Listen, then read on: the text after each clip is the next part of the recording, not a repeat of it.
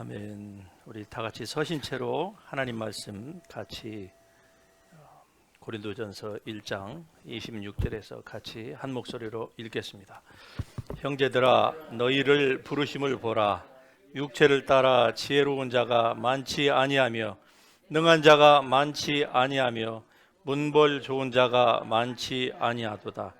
그러나 하나님께서 세상에 미련한 것들을 택하사 지혜 있는 자들을 부끄럽게 하려 하시고 세상에 약한 것들을 택하사 강한 것들을 부끄럽게 하려 하시며 하나님께서 세상에 천한 것들과 멸시받는 것들과 없는 것들을 택하사 있는 것들을 멸하려 하시나니 이는 아무 육체도 하나님 앞에서 자랑하지 못하게 하려 하심이라.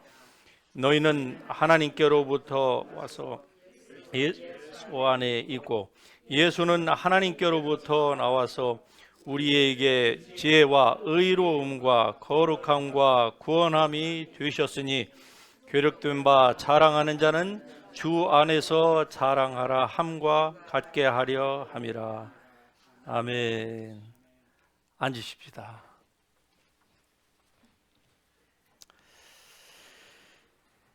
하나님께서 쓰시는 사람에 대해서 우리가 같이 본문을 중심으로 여러분과 함께 은혜를 나누기를 원합니다. 하나님은 사람을 쓰시기를 원하십니다. 남녀노소 빈부 귀천을 막론하고 하나님의 형상대로 지음을 받은 주님의 백성을 하나님은 다 사용하시기를 원하십니다. 그러나 하나님 앞에 다 쓰임을 받는 것은 아닐 것입니다. 그것은 하나님의 사랑 때문이 아닙니다. 문제는 하나님에게 있는 것이 아니라 우리 편에 있는 거예요. 사람 편에서 우리가 하나님의 뜻을 분별하지 못하고 또 하나님의 음성을 듣지 아니함으로 말미암아서 자기는 쓰임 받는다고 생각하는데 목자의 음성보다는 타인의 음성을 듣고서 타인의 음성을 좇아서 인생을 살거나 사역을 하거나 이러한 사람들이 우리 주위에는 너무나도 많습니다. 정말 하나님은 여러분을 사용하시기를 원하신다고 하는 이 믿음을 가지시기를 바랍니다. 여러분이 쓰임 받기를 원하는 것보다 하나님께서 여러분을 쓰시기를 더 원하십니다. 문제는 하나님에게 있는 것이 아니라고 하는 것을 분명히 성경을 통해서 우리가 알면 참 좋겠습니다. 오늘 이 본문에 나오는 이 말씀이 누가복음 14장에 보면은 예수님께서 비유로 하신 그 말씀이 나와요. 즉 어느 한 그 부자 주인이 잔치를 배설했습니다.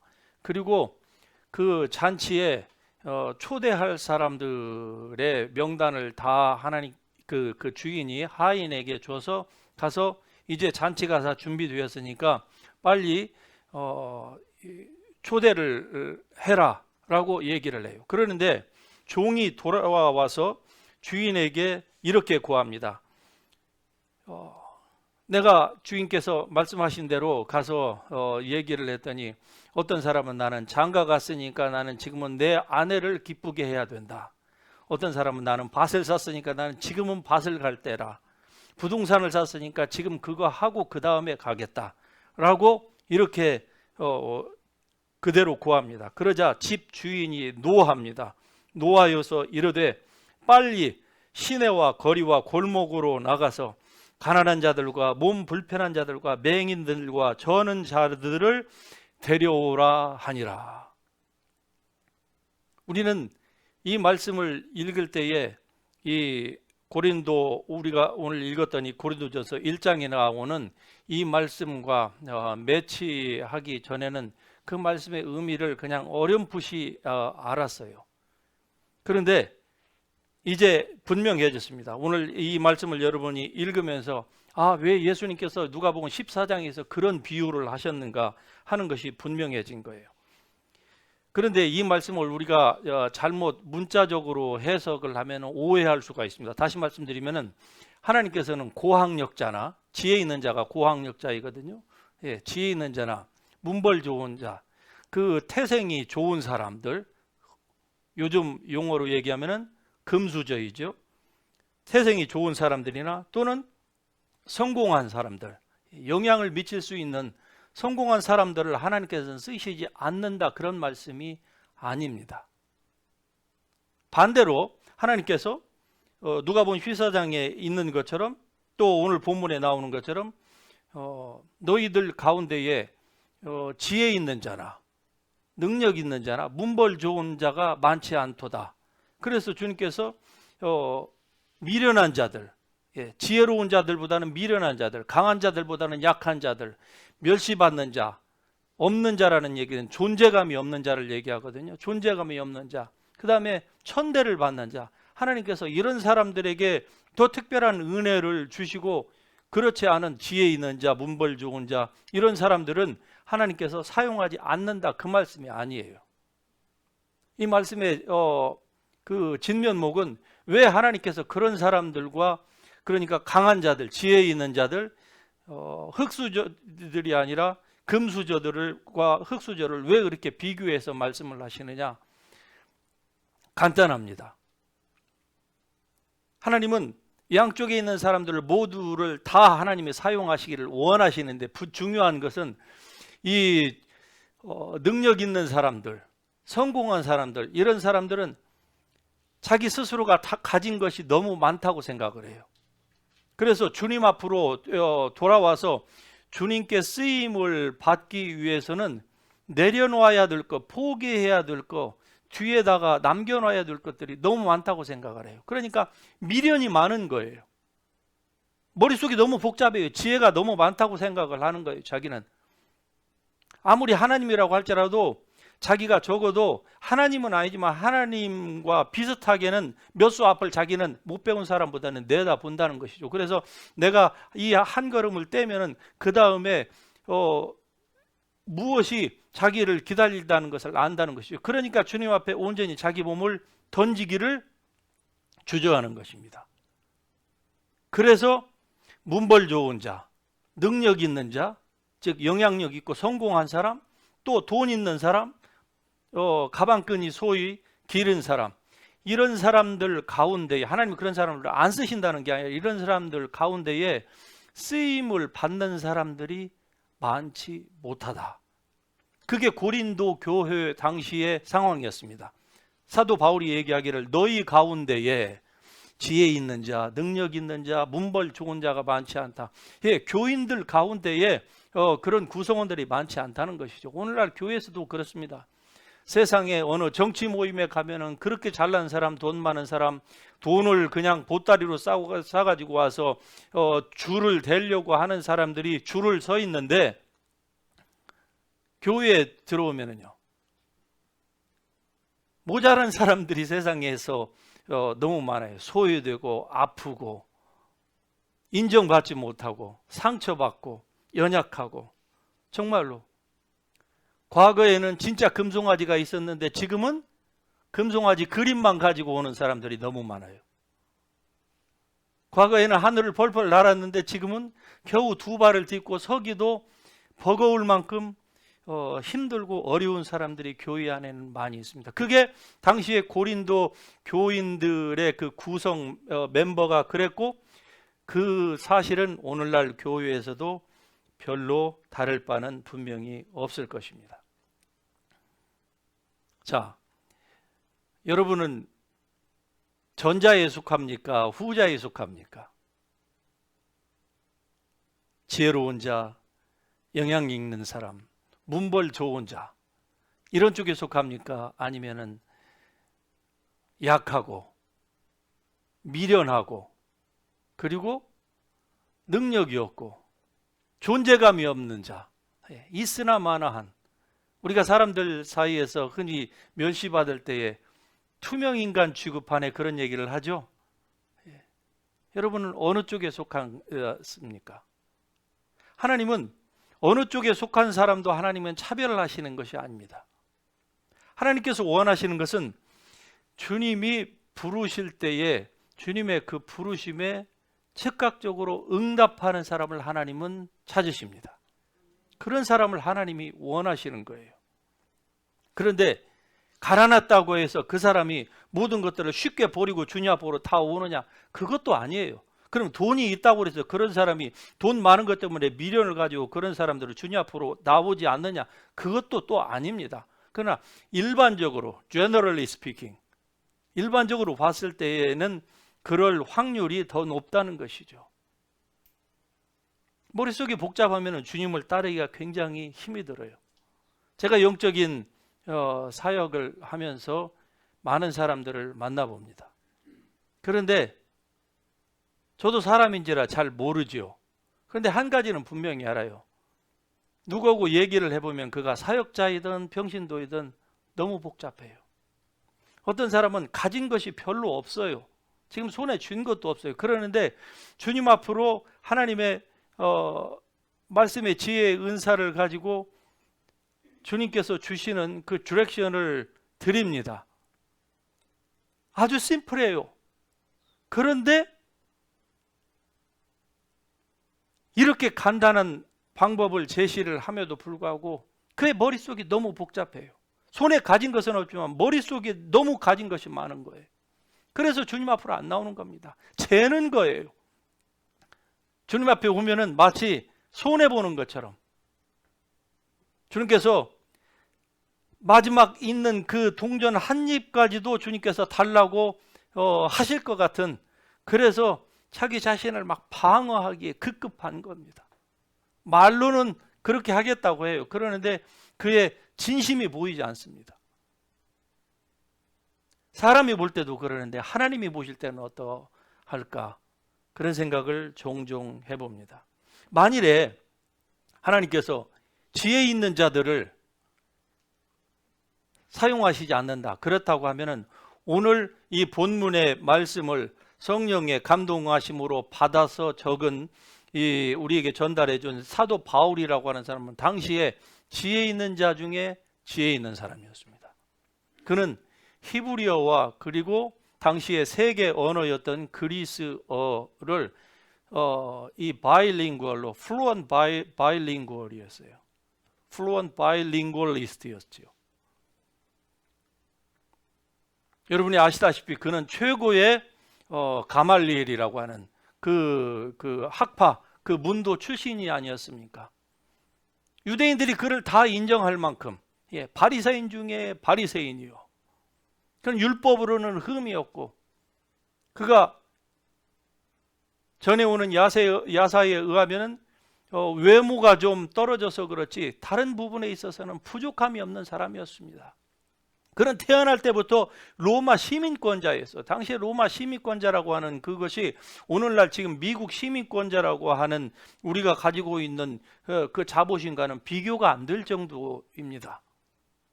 성경에도 나와 있지만 그 백부장이라고 하는 사람이 나는 돈을 들여서 시민권을 샀노라. 백부장이 그러잖아요. 돈을 들여서 샀는데 너는, 그러니까 나는 태어나면서부터 로마 시민이었노라. 그러니까 그 앞에서 벌벌 떨잖아요. 태어나면서부터 로마 시민하고 나중에 돈을 주고 부정한 방법으로 로마 시민권을 취득한 사람하고 같지 않다는 것을 거기에서 그 행간에서 우리에게 보여주고 있는 거 아닙니까? 그러니까 바울은 그런 사람이었어요. 잘난 사람이었고 그의 부모 때문에 금수저로 태어났고 태어나면서부터 로마 시민권으로 최고의 그러한 그 스테이러스를 가지고 태어났던 사람. 그래서 그런지 몰라도 사도 바울도 성경에 보면 성경을 갈라디아서, 로마서, 그리고 에베소서 이런 사도행전까지 바울 서신의 모든 것들을 다 종합해서 볼 때 바울이 하나님 앞에 정말 본격적으로 사용되기 시작한 것이 약 14년이 걸렸어요. 그게 머릿속이 너무 복잡했던 거겠죠. 그는 자기의 복잡한 이 머릿속, 즉 세상의 종교적인 그 관념으로 가득 차 있는 유대교를 얘기하는 겁니다. 그것을 해결해 보기 위해서 아라비아 그 사막에 있는 동굴에 들어가서 3년 동안 고행 기도를 했던 사람이에요. 거기에서 많은 영적인 것들을 그가 깨달았을 것입니다. 그러나 전반적으로 봤을 때에 그가 정말로 하나님 앞에 쓰임받기, 우리가 알고 있는 그 사도 바울로서 본격적으로 쓰임받는 그 시기는 예수님을 다메섹 도상에서 직면하고 난 이후에, 대면하고 난 이후에 약 14년이 걸렸다고 하는 것입니다. 그래서 오늘날도 만일에 세상에 지혜 있는 자가 사도 바울처럼 주님 앞으로 그렇게 온전히 돌아오면, 온전히 돌아온다는 얘기는 사도 바울이 자기가 가진 모든 것들을 다 분토처럼, 대변처럼 여긴다, 그 말이거든요. 쓰레기와 같이 여긴다. 그렇게 한다고 하면은 아마 사도 바울처럼 분명히 쓰임을 받을 것입니다. 왜? 하나님은 지혜 있는 자들도 또한 사용하기를 원하시기 때문에 그렇습니다.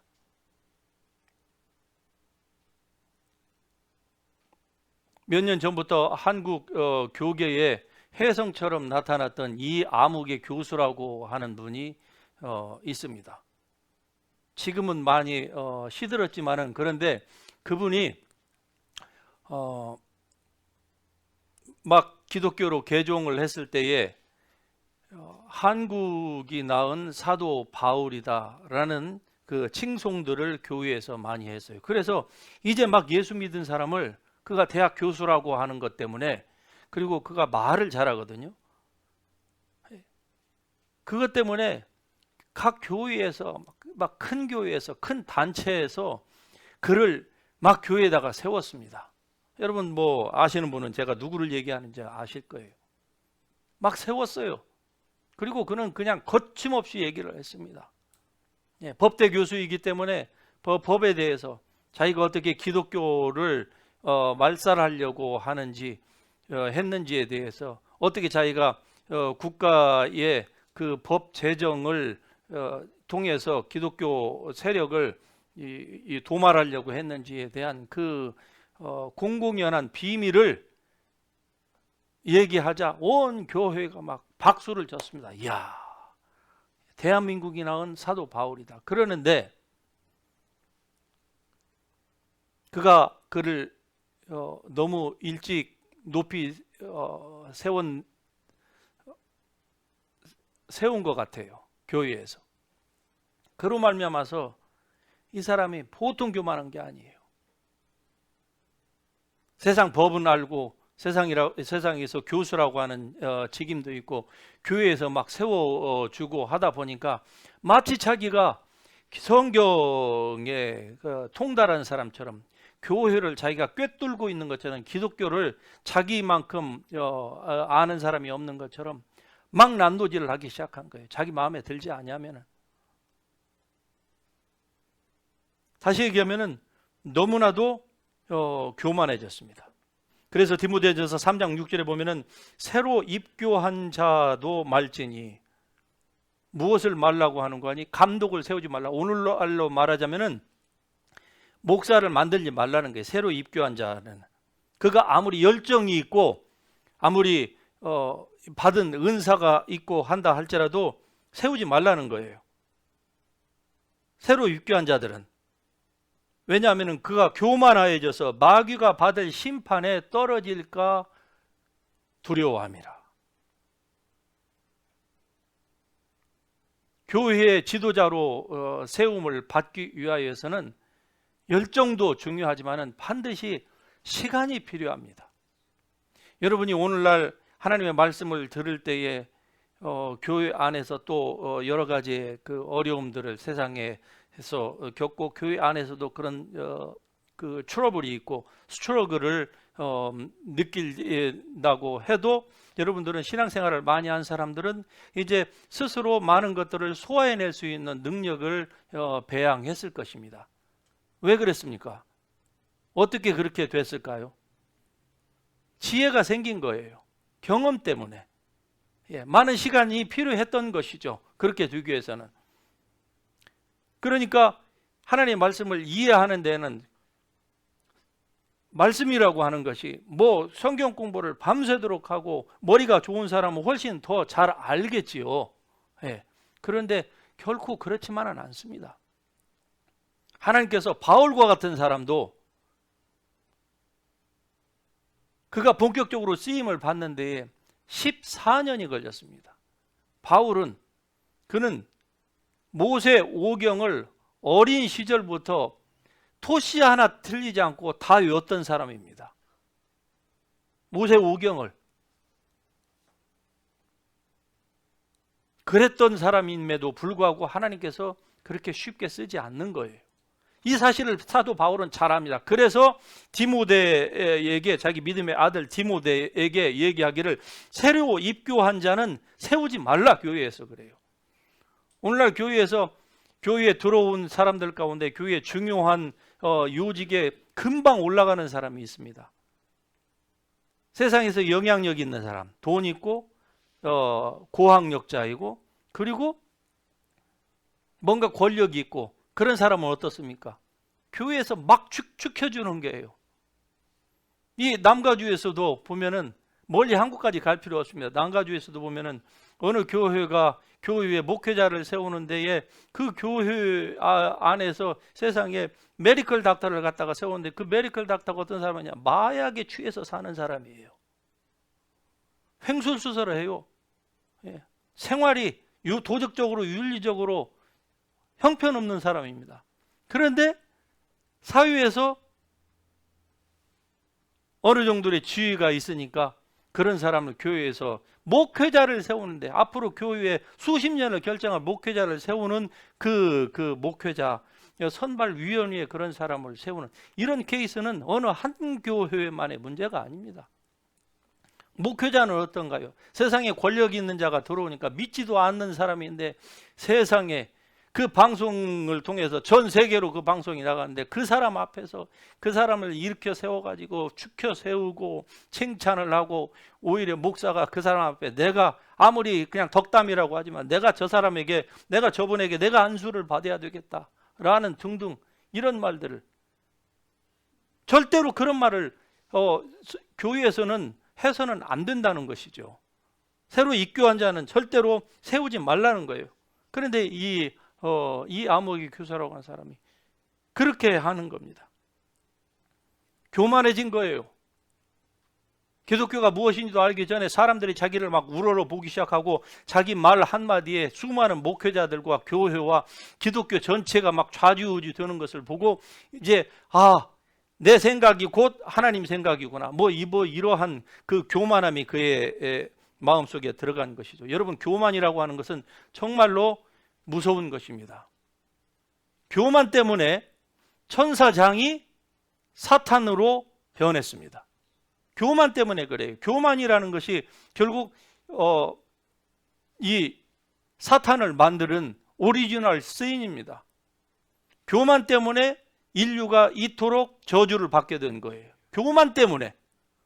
그래서 이 잠언서에 보면은 교만은 다툼을 일으킵니다. 그리고 교만하면은 매를 자청하고요. 교만하면은 망령된 자가 되고요. 교만하면은 결국 높았다가 낮아져 땅으로 떨어지는 것이죠. 그리고 교만하면 결국 패망하게 됩니다. 이게 교만이에요. 그래서 하나님께서는 겸손한 자를 가까이 하시고 교만한 자를 대적하신다 말씀하십니다. 여러분 마음 가운데 어떤 종류의 교만이 싹 틀려고 하거든 여러분 바로 무릎 꿇을 수 있기를 주의 이름으로 축복합니다. 교만과 하나님의 은혜는 절대 같이 갈 수가 없습니다. 오늘날 왜 교회 안에, 왜 성도들 안에, 왜 사역자들 가운데 이런 교만이 이렇게 팽배하고 아주 그냥 무슨 풍선 애두벌런 뜨듯이 그렇게 함에도 불구하고 왜 이게 그냥 교회 안에서 다 인정을 받을까? 그만큼 교회 안에 영성이 없어졌기 때문에 그래요. 영성이 없어졌어요. 영성이라고 하는 것은 다시 말씀드리면 하나님에 대한 그 센서티버리, 그 민감성을 얘기하는 것이 바로 영성입니다. 한마디로 얘기하면은 영성이 있다 없다 그 말은 하나님에 대해서 민감하냐 민감하지 않느냐를 얘기하는 거예요. 왜 그렇게 큰 교회 목회자들, 왜 그렇게 잘난 수많은 교인들이 쉽게 그렇게 되느냐? 결국 교만 때문에 그래요. 그런데 이 교만이라고 하는 것은 마귀가 사람을 넘어뜨리는 데에 가장 주요하게 사용하는 무기입니다.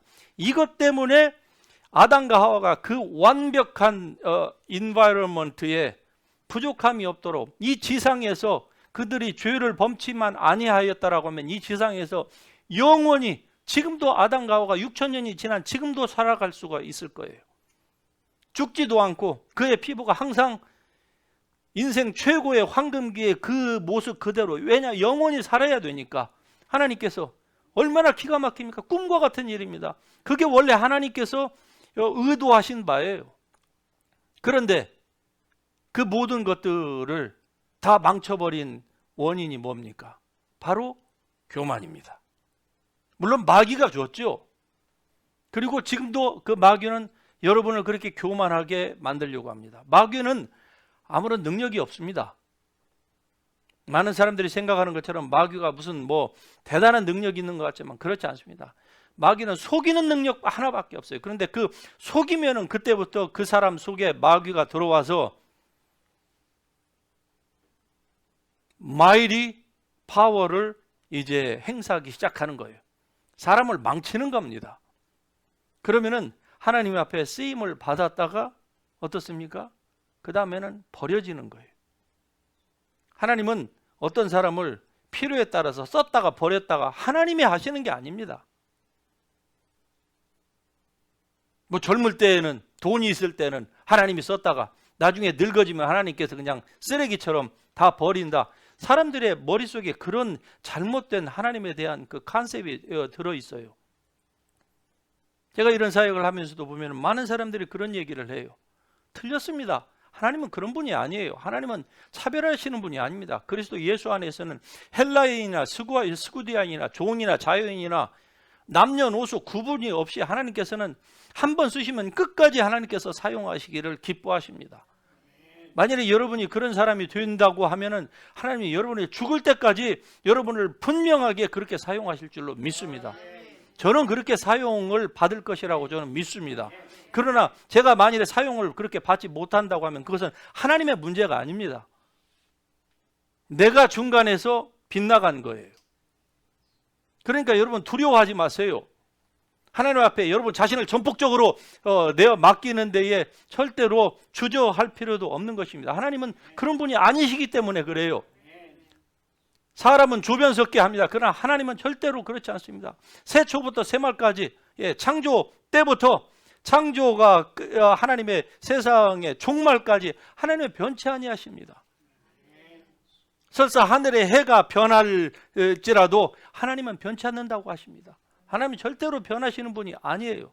사람처럼 그렇게 오고 가는 분이 아닙니다. 감정에 의해서 하나님은 뇌화무동하시는 그런 분이 아니에요. 누구의 말을 듣고서 귀가 얇아가지고 이 사람이 얘기하면 그럴까, 저 사람이 얘기하면 저럴까, 이런 노인과 같은 그런 분이 하나님은 아닙니다. 하나님은 마음대로 하시는데 그 하나님의 마음대로 하심이 우리에게는 정말로 모든 사람에게 정확합니다. 그러니까 우리가 하나님을 신뢰할 수가 있는 거예요.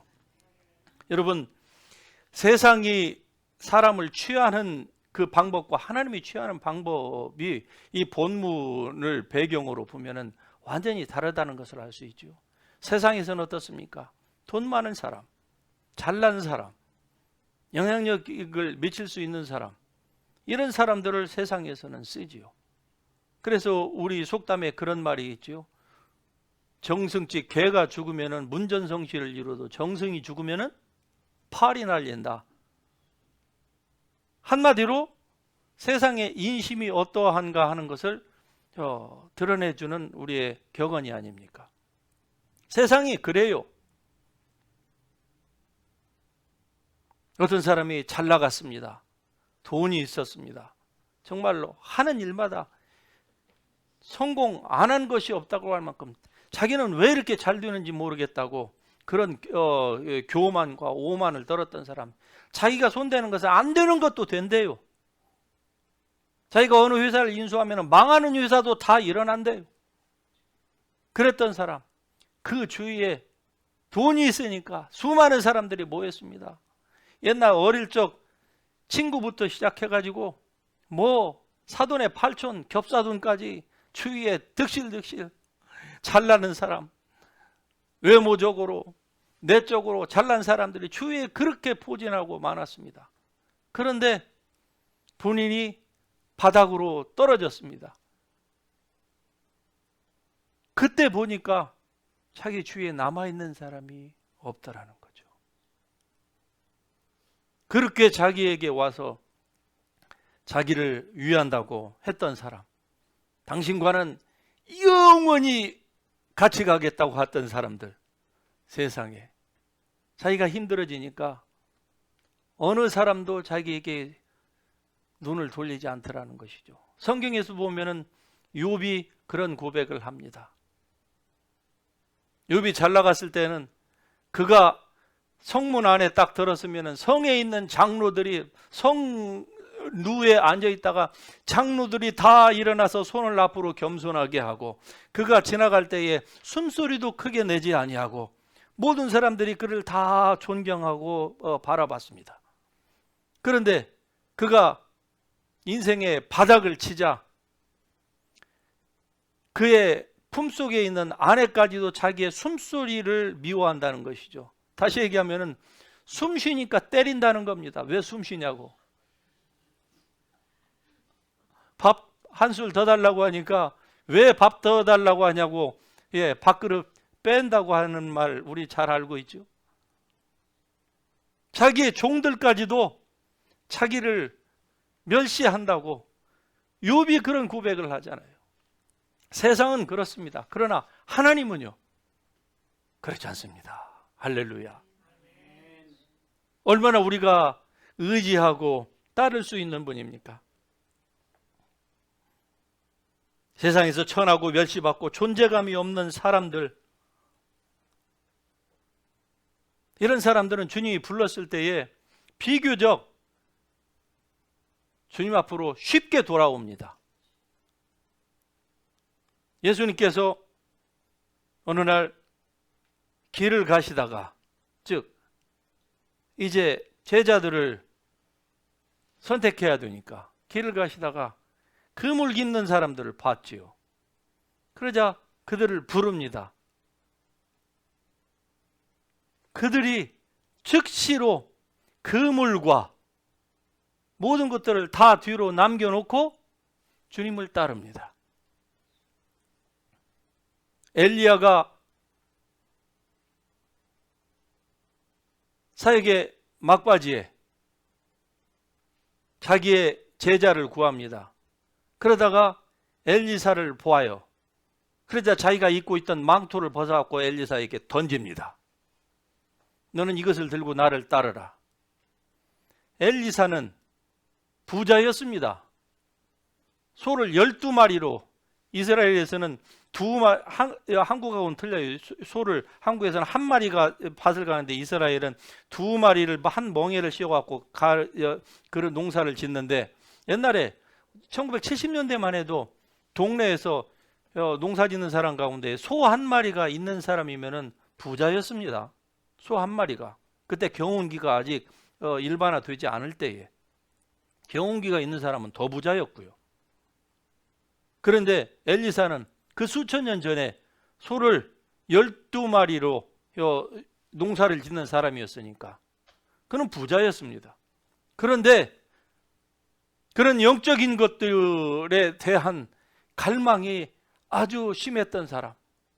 그러자 그 모든 것들을 다 내려놓고 즉시로 소 2마리를 잡아서 동네 사람들에 먹이고, 그리고 그냥 부모에게 작별 인사 고하고 바로 자기의 스승을 따랐던 사람. 그래서 자기의 스승보다 더 많은 일을, 성경에서 보면은 최소한 엘리야가 했던 그 기적보다 최소 2배 이상의 사역을 감당했던 사람이 엘리사입니다. 그러니까 하나님 주님께서 부르실 때 주님 앞으로 바로 오는 사람들 많지는 않지만, 그러나 주님 앞으로 오면은 어떻습니까? 하나님이 사용하시기를 기뻐하십니다. 하나님께서 왜 그러면 그런 사람들을 더 많이 사용하실까요? 있는 사람, 능력 있는 사람보다 왜 그런 사람들 하나님께서 더 사용하실까요? 능력 있는 사람들을 사용하면은 그 사람들은 보통 하나님 앞에만 돌려야 될 영광을 나눠 가지려고 해요. 왜? 자기에게 능력이 많기 때문에 그래요.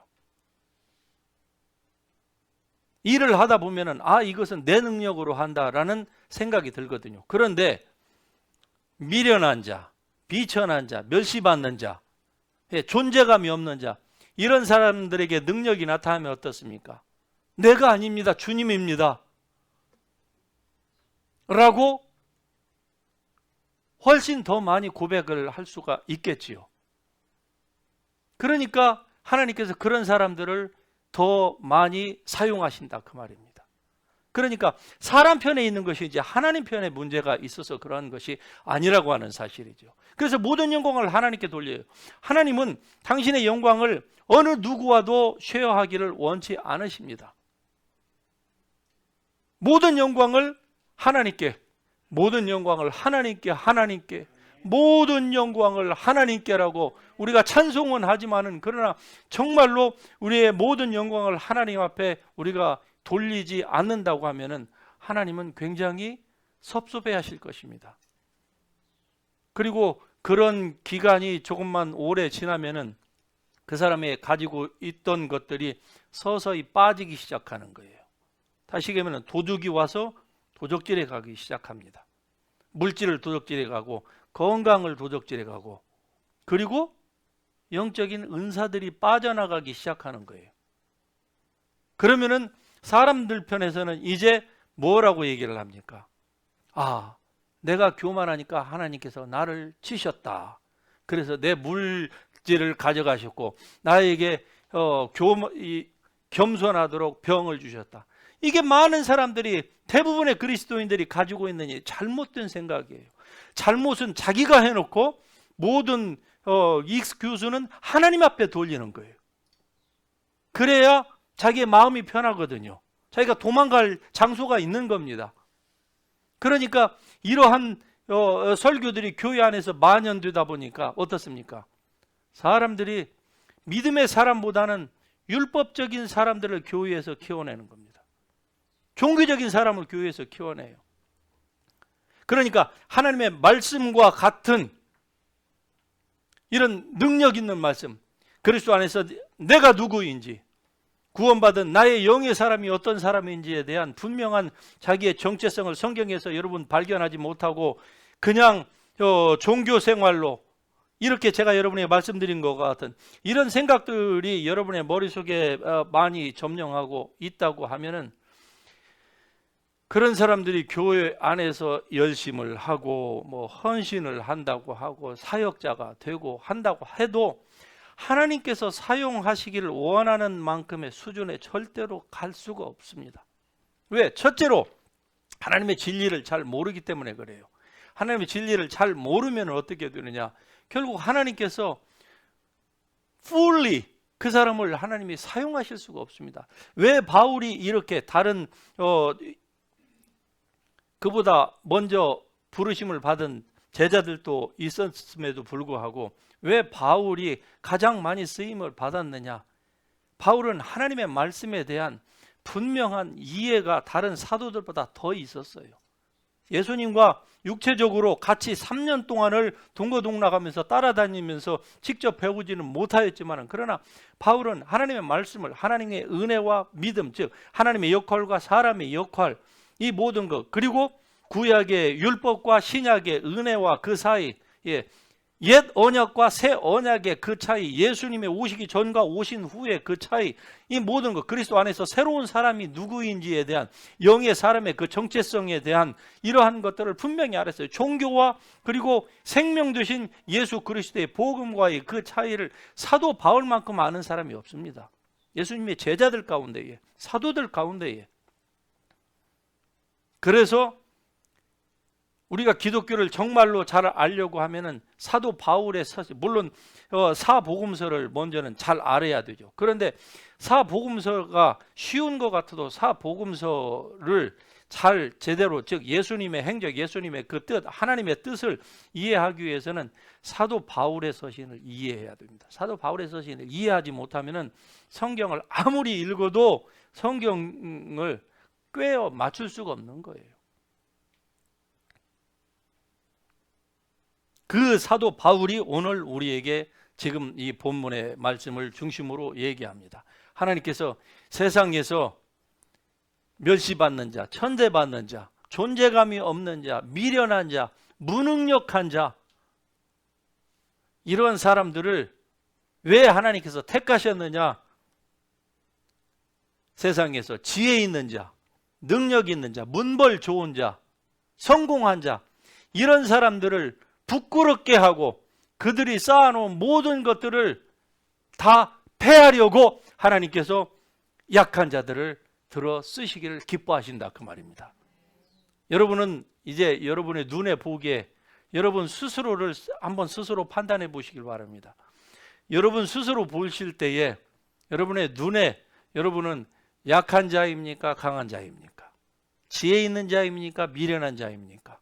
능력 있는 자입니까? 아니면은 존재감이 없는 자입니까? 여러분이 존귀한 자입니까?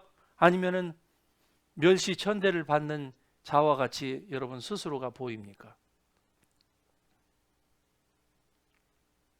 열거했던 전자가 아니라 후자의 사람에 여러분이 속해야만이, 여러분의 눈에 여러분 스스로가 그렇게 보여야만이 하나님께서 여러분을 쓰신다, 그 말입니다. 사역자, 비사역자가 성경에서는 없습니다. 그건 종교가 만들어낸 거예요. 성직자와 일반 평신도, 그건 성경에 없는 개념입니다. 우리 모두는 다 사역자입니다. 여러분 모두는 다 거룩한 하나님의 귀한 남종과 여종들입니다. 제 성씨가 여시라서 하나님께서 무슨 뭐 저만 사용하신 게 아니에요. 여러분 모두를 다 귀한 남종과 여종으로 하나님이 사용하시기를 원하십니다. 그렇게 부르셨어요. 그게 성경입니다. 성속을 나누지 마세요. 성속을 나눔으로 말미암아서 여러분이 도망갈 자리를 스스로 만들어 놓지 마세요. 여러분의 마음에 위로가 될 수는 있을런지 몰라도 하나님의 손에서 피할 수 있는 자 아무도 없습니다. 나는 평신도라고 하지 마세요. 평신도가 어디 있습니까?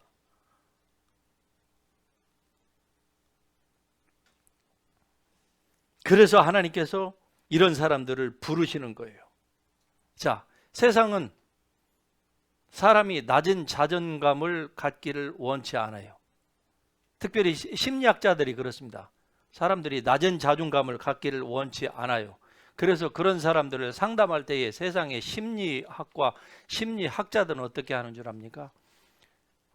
낮은 자존감, 이것을 없애기 위해서 사람들 마음 가운데에서 바로 종교를 무시하라고 합니다. 종교를 무시하라는 거예요.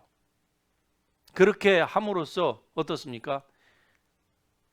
낮은 자존감을 다시 올린다는 것이죠. 그러면은 그게 뭔가 해결의 실마리가 거기에서 나온다라고 그렇게 착각을 하는 것입니다. 그러나 여러분, 낮은 자존감을 해결하기 위해서는 예수 그리스도 안에 들어와야만 하는 것입니다.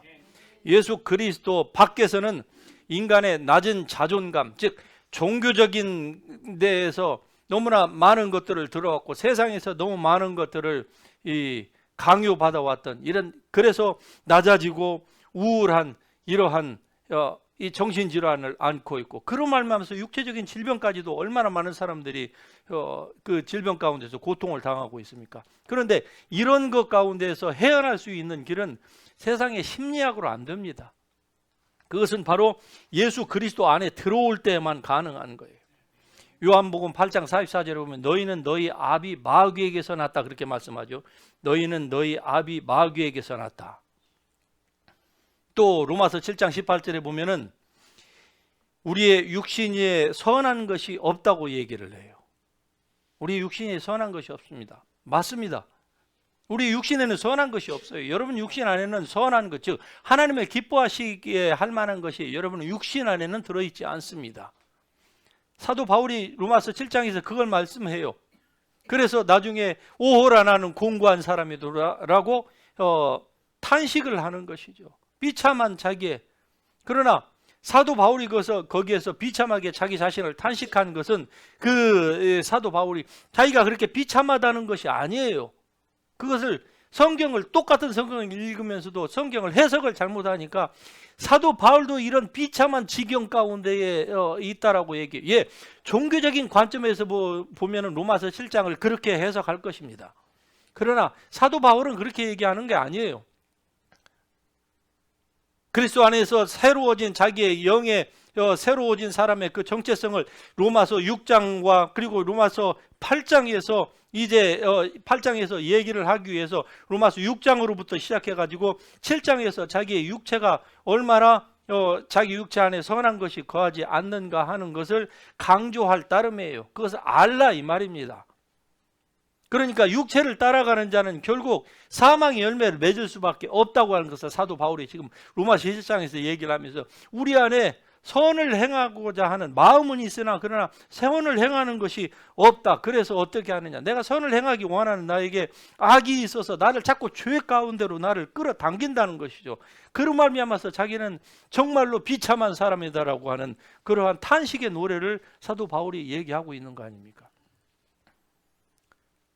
맞습니다. 사도 바울처럼 우리의 육신, 여러분의 육신 안에는 선한 것이 존재하지를 않습니다. 그런데 이것을 잘못 지나치게 강조를 하다 보면은 종교적인 교회 안에서 종교적인 이 퍼스펙티브로 이것을 강조하다 보니까 어떻습니까? 오늘날 교회 안에 정신질환을 앓는 그리스도인들이 의외로 많습니다. 여러분은 잘 모르시겠지만은 저는 그런 분들을 많이 상담을 하다 보니까 저는 알 수가 있어요. 의외로 많습니다. 교회 안에. 그럼 그분들이 믿음이 아예 그냥 초신자들이라고 하면은 이해가 돼요. 그렇지 않습니다. 교회에 오래 다녔습니다. 성경을 너무나 잘 압니다. 평신도라고 해도 거의 사역자 수준으로 성경을 알고 은혜를 받고 뭐 경험을 하고 했던 분들임에도 불구하고 이런 정신질환을 앓고 있는 거예요. 왜 그렇습니까? 너무 한쪽으로, 즉 로마서 7장 18절에 있는 말씀과 같은 너무 한쪽으로 이 종교적인 그 가르침에 그냥 찌들어 왔기 때문에 그래요. 그래서 성경을 바로 해석하는 이것이 우리에게 얼마나 큰 힘이 되는지 알 수가 없는 것입니다. 요한복음 8장 44절에 보면 너희는 너희 아비 마귀에게서 났다. 맞습니다. 우리는 원래 우리의 아비는 태생적으로 마귀였어요. 예수님께서 말씀하신 거예요. 너희는 너희 아비 마귀에게서 났으니 너희 아비의 원하는 것을 너희도 행하고자 함이라. 유대인들에게 하신 그 말씀, 오늘 우리가 지금은 예수 그리스도 안에서 구속, 죄 사함을 받고 새로운 사람이 되었으니까 망정이지 원래 우리도 우리의 아비는 마귀였습니다. 다시 얘기하면은 우리는 죄 가운데서 태어나서 우리는 저주 가운데서 살다가 저주의 구렁텅이로 그 불연못으로 빠져 들어갈 수밖에 없는 이런 비참한 운명 가운데에서 우리는 태어났던 거예요. 그런데 많은 사람들은 죄가 사람의 본성을 타락시켰다 그렇게 생각을 하죠. 틀렸습니다. 죄가 사람의 본성을 타락시킨 것이 아니라 타락한 본성이 죄를 만들어내는 것입니다. 다시 말씀드리면은 여러분 안에 타락한 본성이 그것을 하나님의 말씀으로 여러분이 새롭게 하지 않으면은 여러분이 아무리 신앙생활을 한다 할지라도 그것이 결국은 여러분을 범죄하게 만드는 거예요.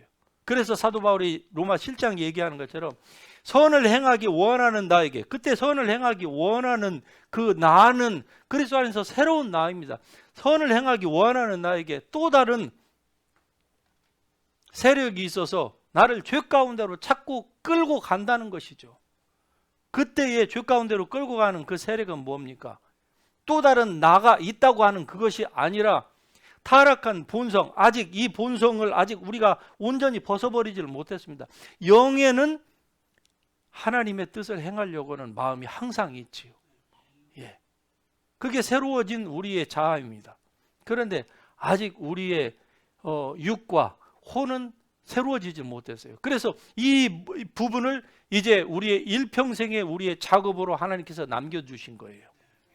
늘 주님만을 의지하도록 그렇게 살다 보면은 우리의 이 죄의 본성이 과거에는 우리를 자꾸 죄를 짓게 만들었다고 하면은 이제 여러분이 하나님의 말씀으로 여러분의 마음을 자꾸 새롭게 해 나가면은 그때로부터 여러분이 죄 짓는 율이 훨씬 떨어집니다. 그리고 점점 더 거룩한 삶으로, 그렇게 살지 말라고 해도 거룩한 삶으로 여러분은 갈 수밖에 없게 되어 있는 거예요. 자기의 마음을, 자기의 생각을 하나님의 말씀으로 자꾸 새롭게 하는 것. 그러나 그 작업을 여러분이 하지 않으면 어떻게 되는 줄 압니까? 옛날에 가지고 있었던, 옛날에 프로그램 되어 있었던 그러한 그 옛 기억이, 옛 상처가 여러분을 자꾸 옛날로 되돌아가게 하는 거예요. 그래서 그러한 생각을 잠시 빠지면 어떻게 되는 줄 압니까? 바로 우울증이 들어와요. 희한합니다. 우울증이라는 것은 그냥 한순간에 들어와요. 물론 긴 과정을 통해서도 오는 사람들이 많이 있지만, 그러나 보면은 어느 순간부터 어제까지는 괜찮은데 오늘 아침에 자고 일어나서 우울증이 생겼다고 이렇게 얘기하는 사람들을 저는 많이 만나봅니다. 왜 그럴까요? 그런 생각이 들어올 때에 그 생각은 하나님으로부터 오는 게 아닙니다. 반대편으로부터 오는 거예요. 그런데 그 생각을 받아들이니까 그래요. 여러분이 즉 받아들이지만 않으면은 이러한 어두운 가운데 사로잡힐 필요가 없습니다. 그런 삶을 살아갈 필요가 없는 거예요. 물론 그리스도인이 예수 믿고 나서 뭐 고통도 없고 뭐 항상 해피로 해피 하다가 해피 엔딩으로 인생이 끝난다 이렇게 얘기할 수만은 없겠지요. 하지만 중요한 것은 어떠한 상황에 처해진다 할지라도 우리가 사는 세상이 지금보다 더 나쁜 환경 가운데 빠져 들어간다 할지라도 그리스도인은 두려워할 필요가 없습니다. 왜? 주님은 어제나 오늘이나 영원히 동일하신 분이시기 때문에 그 하나님이 여러분과 함께 하십니다. 그 분이 여러분에게 은혜를 주십니다. 산이 흔들려 바다에 빠져지는 한이 있다 할지라도 여러분 우리는 두려워할 필요가 없습니다. 세상이 요즘 워낙 흉흉하다 보니까 어떻습니까? 뭐 조금만 어디에서 큰 사건만 터지면 그것을 성경이 나오는 종말론과 연결시켜 가지고 뭐 마지막 나팔이다, 뭐 5번째 나팔이 6번째 나팔이다, 별별 얘기들이 교회 안에서 사역자들 입에서 막 튀어나옵니다. 그 말을 듣고 어떻게 합니까? 교인들은 당연히 영향을 받게 되겠지요. 그 말을 한 사람이 더욱더 유명한 사람이라고 하면은 분명히 더 그럴 겁니다. 그러니까 오늘날 교회 안에서, 기독교에서 여러분 설교라고 해서 이제 다 같은 설교가 아닙니다. 저는 뭐 누구의 설교를 누구를 폄하하고 누구를 공격하려고 말씀을 드리는 것이 아니라 이제는 이제 우리가 분명히 정신을 차리고 살아야 된다 이 말입니다. 여러분도 저와 똑같은 성직자라고 말씀을 드렸습니다. 그러니까 여러분 나는 뭐 그런 수준이 아니니까 라고 스스로를 아예 폄하해 놓고서 그리고 다른 세상의 마귀가 여러분을 세상에 흉흉하는 그 잘못된 거 그런 것 같은데 아닌 이런 걸로 여러분을 그냥 질근질근 밟도록 여러분이 허락하신다고 하면은 여러분도 어쩔 수 없이 피해자로 살아갈 수밖에 없습니다. 그러나 그건 하나님의 뜻이 아니에요. 하나님은 여러분이 그렇게 살도록 하나님이 절대로 원치 않으십니다. 그러므로 정신을 바짝 차리십시다. 설교를 들을 때 이제 구분하셔야 돼요. 아무 사람의 설교나 그 사람이 유명하다, 뭐 큰 교회를 가졌다 이래서 아니 큰 교회를 갖고 유명한 사람이 다 잘못했다는 건 아니에요. 대부분이 좋겠죠. 그런데 오늘날 보면은 이 어려운 세상을 맞이하다 보니까 이제 다 드러났어요. 다 드러났습니다. 거의 다 드러났어요. 적어도 제가 보니까 한국 사회에서 한국 기독교 안에서는 누가 종교쟁이이고 누가 진짜 복음을 가졌는지 이제 다 드러났습니다. 그래서 여러분 이제 시간을 더 이상 허비하지 마시기 바랍니다. 여러분 더 이상 잘못된 데에 여러분의 시간을 쏟지를 마세요. 종교적인 메시지는요, 사람을 하나님과의 관계에 있어서 민감하게 하나님께로 나아가지 못하게 만듭니다. 이게 문제예요. 이게 하나님의 영이시니 예배하는 자가 신령과 즉 영과 진리로 예배할지니라. 이 말씀 하나만 여러분이 제대로 이해한다고 하면은 종교적인 리걸리스틱 이러한 마인드, 율법주의적인 신앙에서 여러분이 벗어날 수가 있습니다. 그런데 많은 메시지들이 그렇지 않아요. 많은 사람들을 이렇게 귀중한 왕 같은 제사장, 이런 존귀한 하나님의 백성들을 지금껏 많은 사람들은 그냥 교회 안에만 가둬놨어요.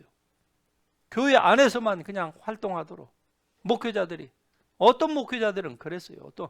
지금 어려운 상황을 우리가 직면하면서 이제 그런 것들이 다 한꺼번에 그냥 다 드러난 거 아닙니까? 그러니까 이제는 말씀드릴 수가 있어요. 그전에는 제가 이런 얘기를 드린다고 하면은 너만 잘났느냐 이렇게 얘기할 것 같아서 제가 함부로 말을 못했습니다. 그런데 이제는 다 얘기할 수 있어요. 다 드러났습니다. 다. 교회 안에만 그냥 가둬두려고 했어요. 그리고 자기 말만 듣도록. 아니, 자기 말만 듣도록 한 것이 정말로 복음적인 메시지라고 하면 누가 뭐라고 하겠습니까? 정말 환영하고 박수 쳐야 되죠. 그런데 어떻습니까? 선을 악이라고 지금도 얘기하고 있습니다. 수많은 유명한 사람들이, 세계적인 교회의 세력을 가지고 있다고 하는 분들이, 목회자들이 그런 얘기를 하고 있어요. 하나님으로부터 나오는 음성이 아닌데 그걸 하나님의 음성이라고 얘기를 하니까 그 밑에 있는 수십만의 교인들이 어떻습니까? 다 잘못된 길로 가고 있는 거예요. 적어도 그 안에서 도망 나오지 않는 이상 그렇습니다. 그 대형교회 목사를 다니는 조그만한 일개 개미와 같은 성도 한 사람이 가서 바꿀 수 있습니까? 바꿀 수 없으면 어떻게 해야 돼요? 성경은 뭐라고 해요? 그런 사람에게서 떠나라 그럽니다. 떠나라. 방법이 없습니다. 떠나는 수밖에 없어요. 비난하거나 그럴 것도 아니고 그냥 떠나야 돼요. 왜? 하나님의 음성이 아닌데. 소경이 어떻게 소경을 인도할 수가 있겠습니까? 그러면 둘 다 예수님께서 말씀하시기로 구덩이에 빠지는 거예요. 그러니까 지금 어떻습니까? 한국 교회가 지금 구덩이에 빠져가고 있잖아요. 이것을 바로 얘기하는 사람들, 제가 퍼센트를 보니까 정확한 통계는 알 수 없지만 보니까 한 1%? 잘하면 2% 정도는 바른 메시지를 사역자들이 하고 있어요. 그분들이 한국 지금 사회를 공산화로부터 지금 막아주고 있습니다. 불과 1%밖에 안 돼요. 잘해야 2%. 나머지는요, 오히려 찬동을 하거나 아니면 대부분은 어떻습니까? 점잖은 사람들은 침묵합니다. 여러분, 침묵이 사람을 죽이는 겁니다. 왜 그런 줄 아십니까? 독일이 나치의 히틀러가 그렇게 백색 전체주의를 펼 때에 가장 협조한 게 첫 번째 캐톨릭, 두 번째 독일의 개신교입니다. 대부분의 목회자들은 우리는 기도만 한다, 정치에 관여하지 않는다, 교인들의 입을 막았습니다. 그리고 기도만 했어요. 침묵했다 이 말입니다.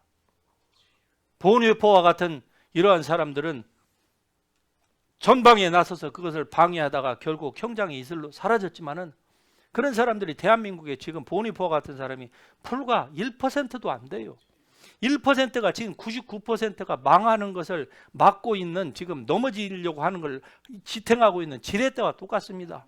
근데 이것을 지금 비난하고 있는 목회자들과 성도들이 있다고 하면 이건 어느 편입니까? 아군입니까? 적군입니까? 왜 이런 일들이 일어나냐 이 말입니다.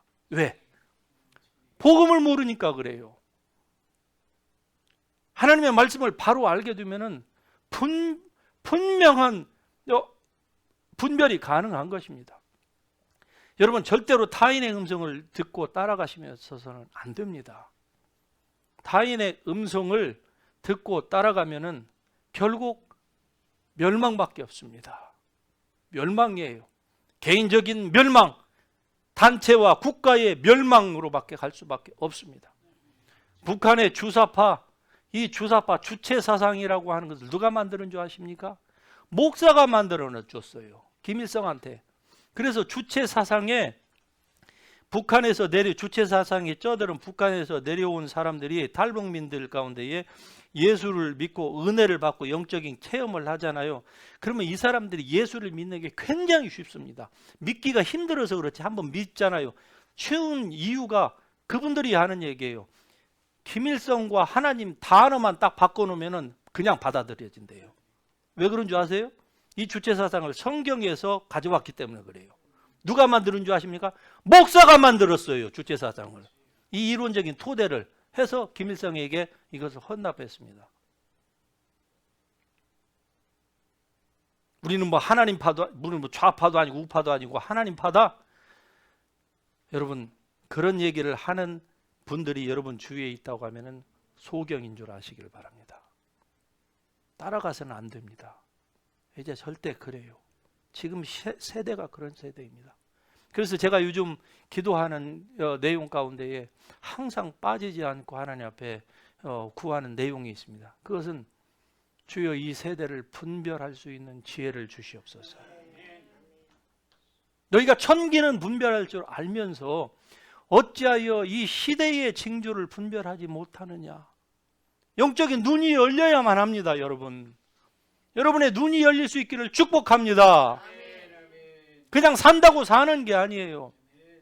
마귀가 가장 원하는 것이 무엇인 줄 아십니까? 마귀는 여러분을 예수 그리스도의 보혈로 구속받은 여러분을 절대로 지옥에 데려갈 수 없다는 것을 너무나도 잘 압니다. 그렇기 때문에 그 사람이 교만의 극치를 달리지 않는 이상 그 사람을 지옥으로 절대로 데려갈 수가 없어요. 구원의 길에서.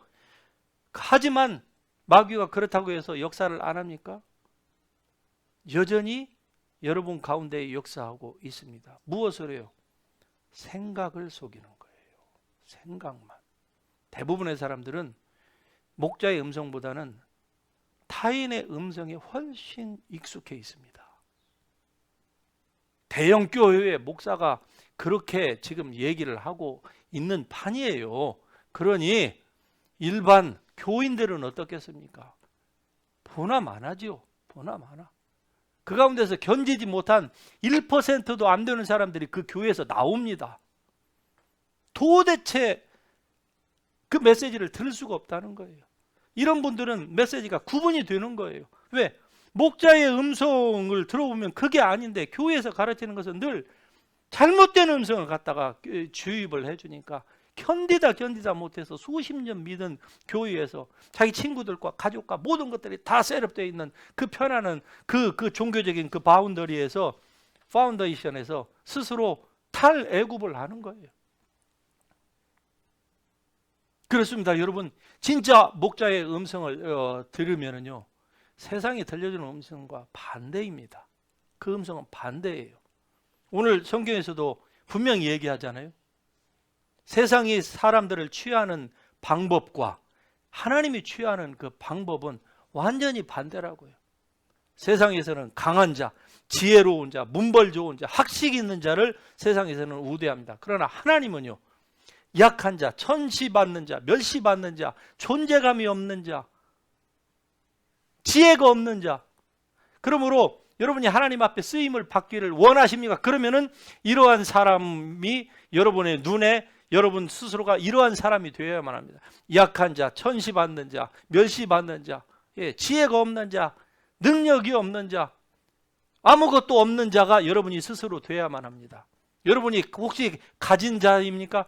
여러분 가졌지만은 그 가진 것이 여러분의 것이 아니라고 생각을 하시고 그렇게 나는 아무것도 가지지 않았다. 나의 가진 모든 것들은 다 주님의 것이다라고 여러분이 생각이 거기까지 미친다고 하면은 여러분은 바른 생각을 하고 있는 겁니다. 그건 목자의 음성을 듣는 거예요. 그리고 그게 사실입니다. 왜? 죽을 때에 공술의 공수고 아무것도 가지고 온 것이 없으면 성경적으로 말하면은 적신으로 왔은즉 적신으로 돌아갈 수밖에 없는 게 인생이라고 하는 것을 죽을 때에 그것을 깨닫는다고 하면은 죽을 때 누가 못 깨달았습니까? 근데 그때는 아니잖아요. 너무 늦잖아요. 언제 깨달아야 돼요? 같이 하십시다. 지금이다. 그렇습니다. 지금이에요. 그래야 더 이상 사단에게 속지 아니하고 주님 앞에 여러분의 전체를 다 드릴 수가 있는 것입니다. 여러분의 시간과 재능과 모든 것들을 주님의 것입니다. 그리고 주님 앞에 한번 던져보세요. 성경이 뭐라고 얘기합니까? 너의 가진 빵을 물에 던지라고 해요. 그러면은 몇 날 후에 도로 찾으리라. 무슨 말씀입니까? 하나님 앞에 여러분의 것들을 드리면은 주님께서 몇 날 후에 여러분에게 30배, 60배, 100배, 만일에 이 땅에서가 아니면은 천국에서 더 많은 것을 하나님께서 주신다고 하는 것이 성경의 약속입니다. 할렐루야. 이 말씀을 깨달은 사람은 자기 인생을 주님 앞에 던지는 거예요. 그러면은 어떻게 됩니까? 그때부터 그 사람의 해안이 밝아지는 것입니다. 갑자기 IQ가 뭐 100에서 두 자리에서 세 자리 숫자로 올라가지 않을는지는 모르지만 그러나 분명한 것은 인생을 사는 눈이 밝아지는 거예요. 그래서 하나님 앞으로 하나님께 자기 자신을 전부 다 드리기 시작하는 겁니다. 그러면은 주님께서 그 사람을 쓰시는 거예요. 하나님 여러분을 왜 쓰시기를 원하십니까? 일할 사람이 없어서 하나님이 여러분을 쓰시기를 원하시는 게 아닙니다.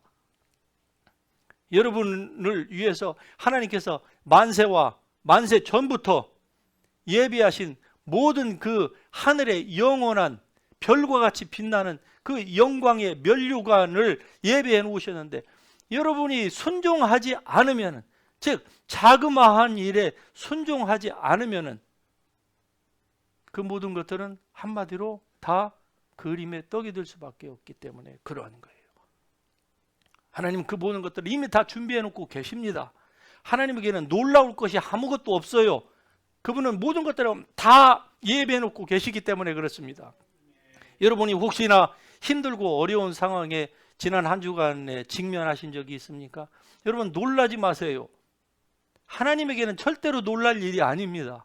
주님은 주님의 예지력으로 다 알고 계세요. 그렇기 때문에 하나님 나는 모르지만 주님께서는 이미 다 알고 계시다고 하는 사실에 제가 위안을 받습니다. 저는 도대체 어떻게 해야 될지 저는 당황스럽고 힘들고 당혹스럽고 도대체 무엇인지 모르겠습니다. 그러나 주님은 알고 계시고 그 주님께서 알고 계시는 그 하나님의 그 성령의 기름 부심이 내 안에 있음으로 말미암아 내가 주님만을 의지합니다 하고 주님 앞에서 무릎 꿇고 주님의 지혜를 구하세요. 그러면 하나님의 그 인도하시 너희는 범사의 그를 인정하라. 그래야면은 내 길을 지도하시리라.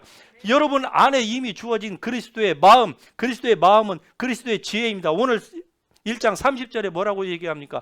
그리스도는 우리의 지혜가 되셨다. 우리의 의로움이 되셨다. 우리의 거룩함이 되셨다. 우리의 구원함이 되셨다. He has become our wisdom, our righteousness, our holiness, our redemption. 예수님이 바로 여러분의 지혜입니다. 그분을 의지해서 여러분이 살면은요, 세상이 감당할 수 없는 여러분의 육체의 경험으로도 다 커버할 수 없는 그러한 하나님의 지혜가 나와서 여러분의 경제생활, 믿음생활, 가정생활 이 모든 것들을 여러분이 경영하려고 하는 것보다 훨씬 더 나은 그 퀄리티로 하나님이 인도하실 것입니다. 하나님은 여러분을 사용하시기를 기뻐하십니다. 하나님은 여러분을 정말로 사용하시기를 원하십니다. 그래서 하나님께서 약한 자들을 택하셔서 그들에게 능력을 주세요. 그걸 통해서 하나님을 증거하도록 하십니다. 그 증거를 통해서 하나님께 영광을 돌리게 하시는 것입니다.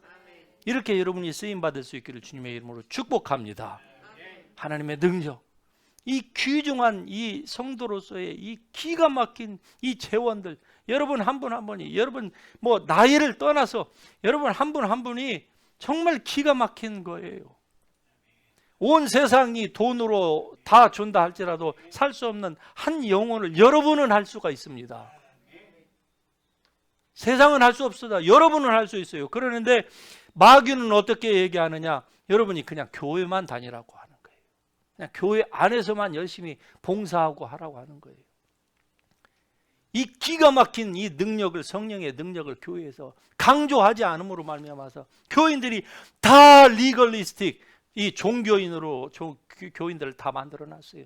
신학교에 가서는요, 신학교 말할 것도 없습니다. 신학교에서 능력 있는 것을 가르치는 교수가 있다고 하면 아마 신학교에서 교수들 가운데서 그 사람은 신비주의자로 그냥 단칼에 다 잘립니다.